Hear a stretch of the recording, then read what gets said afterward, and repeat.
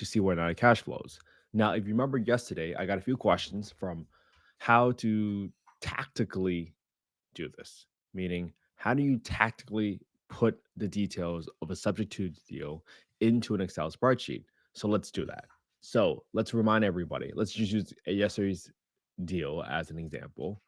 And yesterday's deal was 1933 Lakeview Circle, Sherman, Texas 75092. Purchase price 289 320. So let's plug in some of the details there. 289 320. Interest rate on a primary loan is 3.75%. So I'm going to go to the spreadsheet in K7 and go to 3.75%.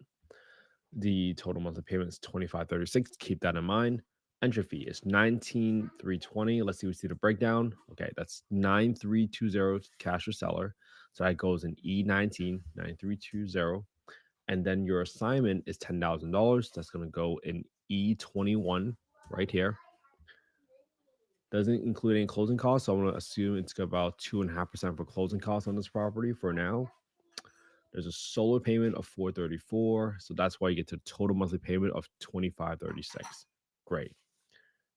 An advertiser long-term rental is 2400, so we already know it's not going to cash flow, right? So that's how you knew it wasn't going to be a deal, but doesn't stop us from putting over the details in here. So there is a existing loan for 270. So now that I got the loan balance here of 270, I gotta go to K6, type in 270680. All right, so now I have the amount. And it matures in March 2052. So that means it started in March 1, 2022, just assuming it's a 30-year mortgage, right? Doesn't matter. 12 payments per year. Great. Then there's a solar loan for 78,500. Just gonna put that in there. And the interesting part about Subto exercises is you don't need to get the exact breakdown of the principal and the interest payment of the loan every single month. Because when you're analyzing the deal for cash flow purposes, all you want to do is really make sure that you have your number correctly. So I like to go to the property tax number in B28, and I want to take the full disclosed monthly payment number of 2536 and I'm going to subtract it by all the payments that I'm making right here, right? So I'm going to subtract it by the principal interest portion of the subject to loan, and I'm going to subtract the principal interest portion of the solar loan. That gives me a total number of roughly around $929 for my taxes and my insurance. Great. So now that I have all that number, I'm also going to add another, let's call it $50 for insurance. Probably 35 is probably good. Because I'm assuming that when you turn your property from a investment property, I mean from a primary residence property to an investment property, it's going to be a higher premium because your insurance company is going to view it as a riskier asset, right? Because it's an investment property. Great. So that's why I have extra $35 there. And now I'm putting the rest of my expenses. So I always put aside 10% of my rent every single month for maintenance. Meaning I know that the roof is going to get replaced at some point, right? I know that the water heater is going to break down eventually. I know that the HVAC is going to break down eventually. And if I don't do this now, right, I would be overestimating my profitability because I underestimated my expenses, especially if I'm a long-term buy and hold investor. Okay. Now, then I set aside 10% for property management. Obviously, you can self-manage your property, but if you don't underwrite with property management in place, you will likely always have an issue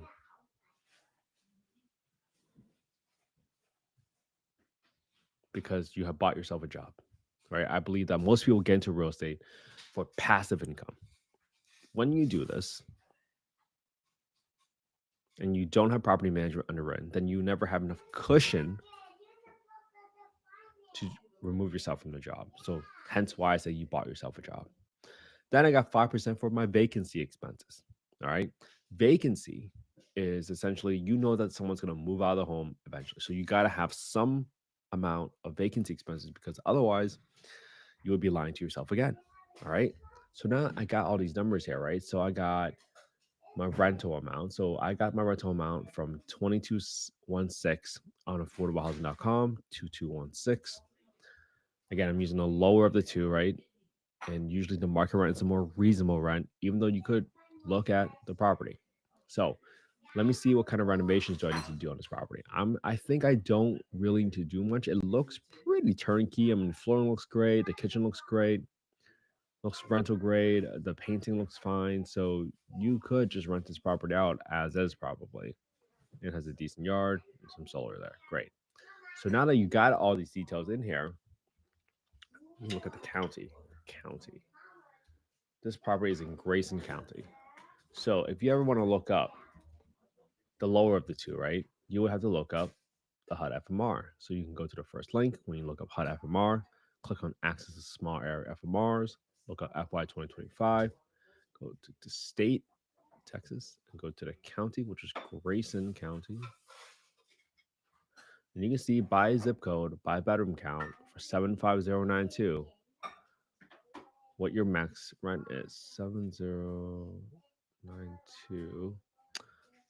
Your max rent is 2370. So the lower of the two is still going to be 2216, right? Again, because of the rent reasonableness test. Yesterday I briefly flashed it, but if you go look up the Housing Choice Voucher Program Guidebook, and Housing Choice Voucher is what was previously known as Section 8, right? They rebranded it from Section 8 to Housing Choice Vouchers because of all the negative connotations that were associated with Section 8.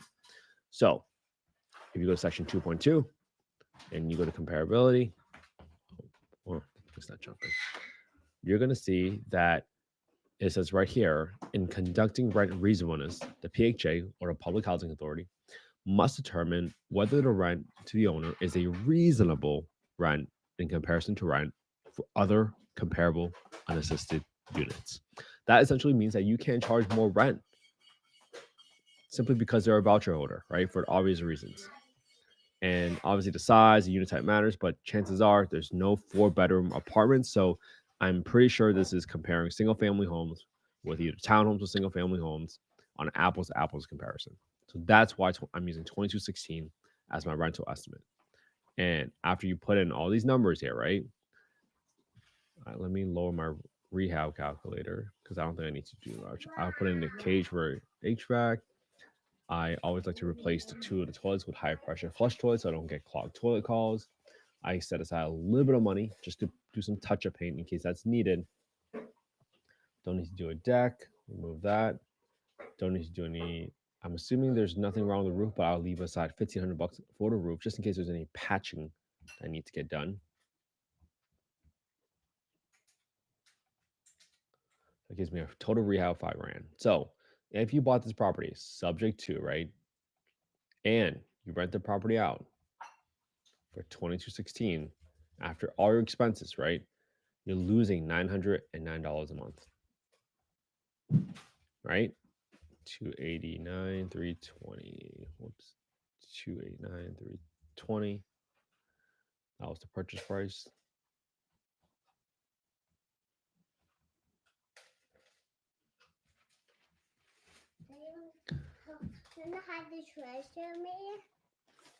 Treasure. 289 320. I give you one more minute. Okay, so one more minute, I'll be done. Okay. Too long? All right. So that's the scenario that we have. Rehab of $5,000 with a down payment of 19,320, and then the mortgage interest rate is 3.75%. All right. So that's your deal. That's how you figure out how much you lose on this deal. So don't assume that every subject to deal is a deal just because it's a sub to deal. But it also depends on what your exit strategy is, right? If your strategy was to use it as a long-term rental for Section 8 purposes, then it's not. But if it's for some other reason, maybe it's a midterm rental or a short-term rental, if it's allowed, maybe it's a different number. But again, this is not investment advice, right? I'm not saying any investment on this call. Yeah, I'm just showing you exactly how to plug in all the numbers today. So if you guys want to copy the spreadsheet, yeah. I want to watch baby. Okay, let's do that. One more minute. No. Yes. Go to affordablehousing.io, go to the Get Deal Analysis tool, and plug your name, email, your phone number. That's the fastest way to get a copy of the spreadsheet. My hope is this. I hope you start your own YouTube channel today and analyze the same deal I analyzed today because there's no reason why you can't. and then put it on your own YouTube channel. Because guess what? At some point, someone's gonna ask you, "Hey, why do you think this is a deal?" And you can tell them that you think it's a deal because you've been looking at deals for the past 603 days. I hope that gives you some confidence. All right. Hope you all have an amazing Saturday. I'll see you all tomorrow for day 604. Have a good one, everybody. I'm hungry. I'm hungry. You want a pop